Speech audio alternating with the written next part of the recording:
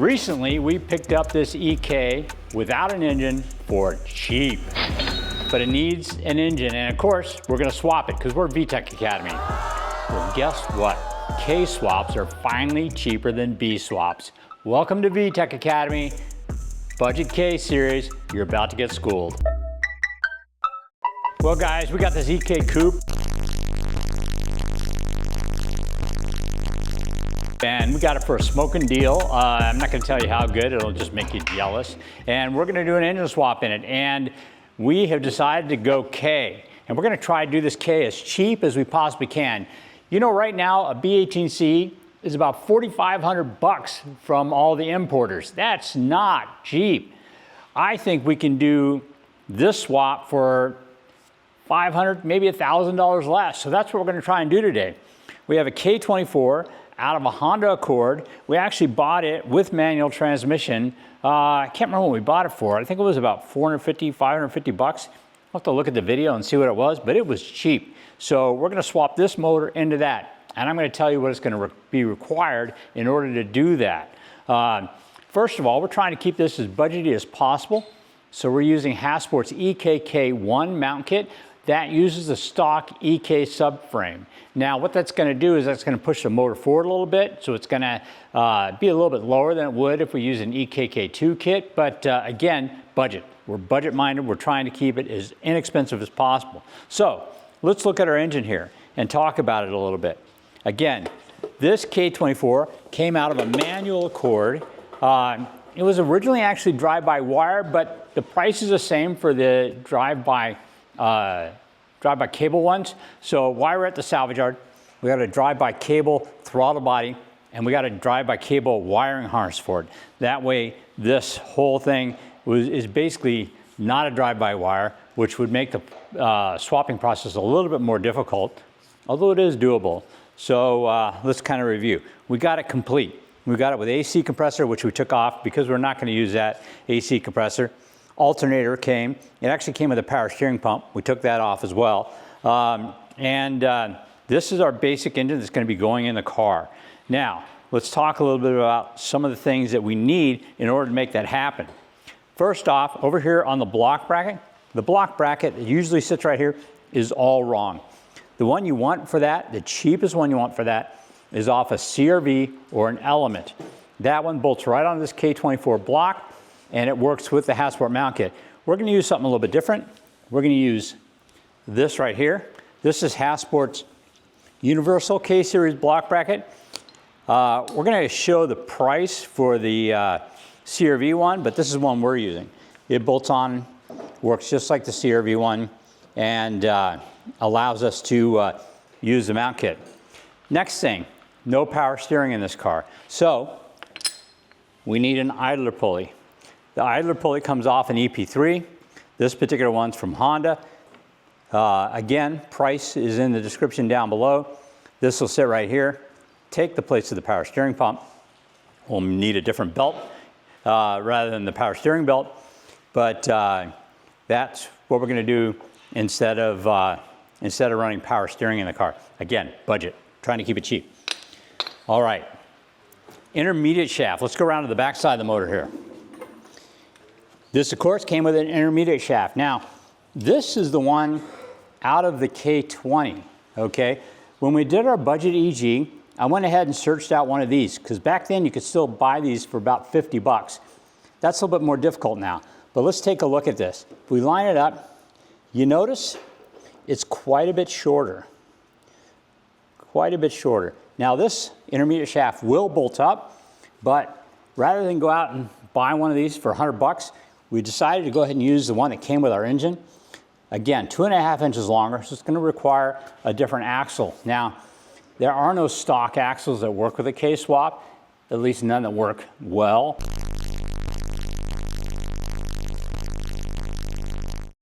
So we have to buy axles anyway.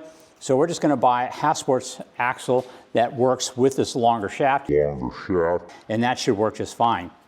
All right, next, this header. It comes way out. It's not gonna work at all. We're gonna have to use a different header.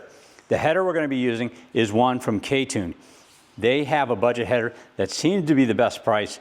This is the thermostat housing. Notice how it points up? Well, that makes for kind of a weird hose. So we prefer one that points down because it gives us a little bit easier way of bleeding the air out of the thing. So we have two choices on that. This is the thermostat housing that comes on the CRV. I was able to purchase this in a salvage yard for 25 bucks. If you buy it new from Honda, it's quite a bit more expensive.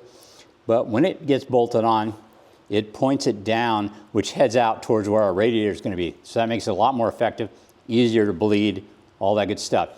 The one thing you do have to do is you have to slightly bend. There's a metal tube under here that routes water back here for the heater. You have to bend it because it's at a slightly different angle.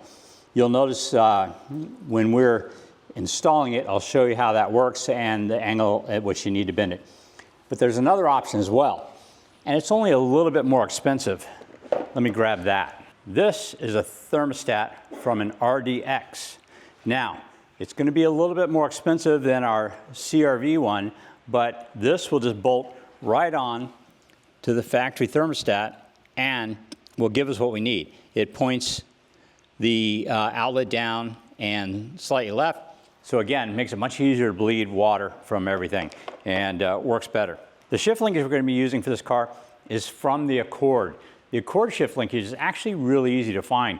We bought shifter and cables for 50 bucks from the salvage yard.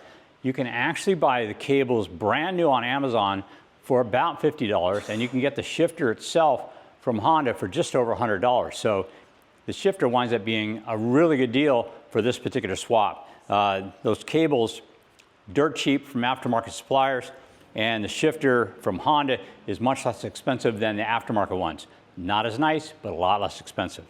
Okay, this brings us to electronics. What we're going to be using is the KTuner ECU.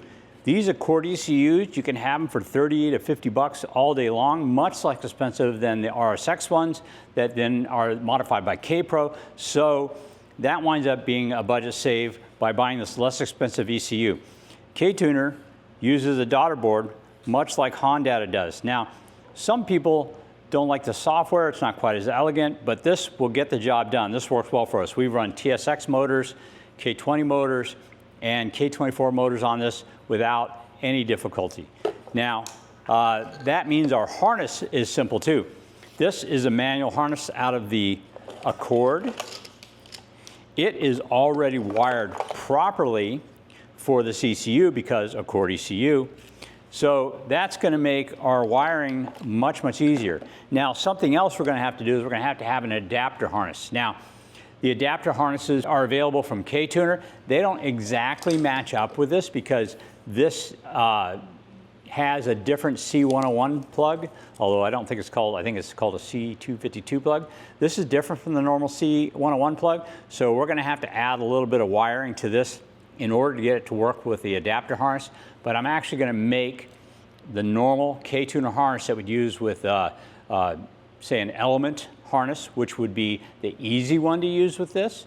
We're just going to go ahead and make modifications to this so that we can go ahead and use this harness with our adapter harness. I'll show you, of course, how to do all that. Again, we're trying to keep the costs down, so we're trying to use what we have and not go out and buy a bunch of new stuff. I think I remember when we did Budget EG, we actually purchased a brand new element harness. We did that because it has a C101 plug, and that was inexpensive at the time. Unfortunately, those have gone up in price, not quite as cheap as they used to be, so we're going to go ahead and use the Accord harness. That should be a little bit easier. Last but not least is our charge harness. Charge harness is a little bit different. So on an Accord, the fuse box is over here. On our Civic, the fuse box is over here. So what we're going to do is we're going to take an Accord charge harness and modify it for use with our Civic. So that means we're going to unwrap it, put some new crump some new ends on it so that we can connect everything the way we need it to, but that's going to be pretty easy to do. So basically we want to have from our alternator, we want to have a section that comes over to the fuse box to charge the battery, and from our starter we want to have a wire that goes all the way back to the battery for our power for the starter. Now on the charge harness is a couple of other wires. There are the 4 wires for the alternator. We're just going to strip those out, make it its own harness, It also connects to the knock sensor, which is buried under here underneath the manifold. But that all is pretty easy, pretty straightforward. I'll show you how to do it, not hard at all. Anyway, that pretty much sums it up. Oh, slave cylinder. Normally on the Civic, the slave cylinder line goes all the way across to the far side over here. Now, this particular car had a K-swap in it before, so I'm going to take a look and see what kind of modifications they did. What I quite often will do is just make a short line that comes from our slave cylinder down here and then hooks up to the stock slave cylinder. Hey, thanks. Hooks up to the stock slave cylinder. This bolts on here.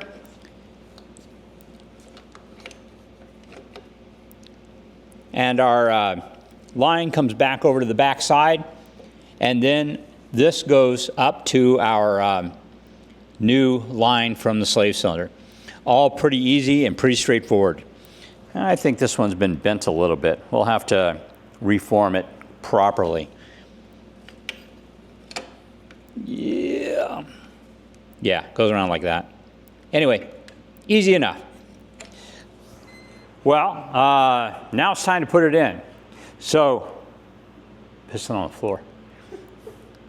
Now it's time to put our K-swap inside this car and show you what all is necessary in order to get it mounted up properly and get our coolant hooked up and all the other peripheral parts for electronics, stuff like that. This is actually going to be an interesting swap, and I'm very curious to see what our total is when we're all done.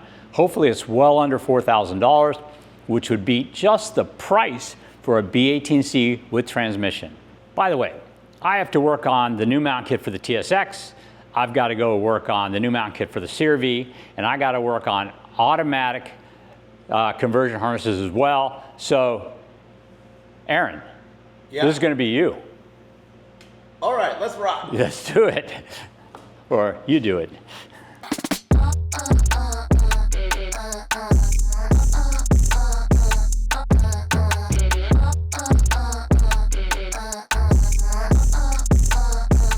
Okay, so that's what we've gotten planned for our budget EK, and let me tell you, I'm hoping that total comes out to be pretty good. So next thing up, we're gonna get this thing running, and once we do, we'll put down our complete part list with prices so we can total it all up and see what the total came out to get this thing running.